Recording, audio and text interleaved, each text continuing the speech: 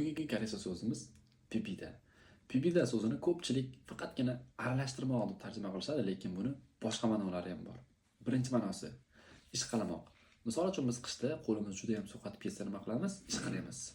Nomuch bo'lsa sondan pipyosa, juda ham sovuqligi sababli qo'limni ishqaladim. Ikkinchi ma'nosi surtmoq, ishqab surtmoq. Misol uchun biz aptekada maz olsak, terimizga surtamiz. Koreysada yong'o'ri pibue, pibida malhamni teriga surtmoq.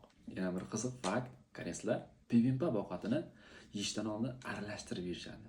Shu boisdan bibimbapil pibida, ya'ni bibimbapni aralashtirmoq. Misol uchun bibimbapil chal pibyosa mog'ayo. Bibimbapni yaxshilab aralashtirib yeyman. Bibimbap ovqatini nomini kelib chiqish sababi ham shu pibida, ya'ni aralashtirmoq so'zidan kelib chiqilgan.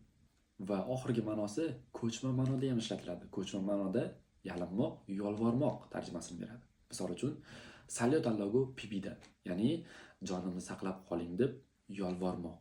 Agar bu so'z sizga foydali bo'lgan bo'lsa, izohlarda misol yozib qoldiring va koreys tilini o'rganayotgan do'stingizga tashab qo'ying.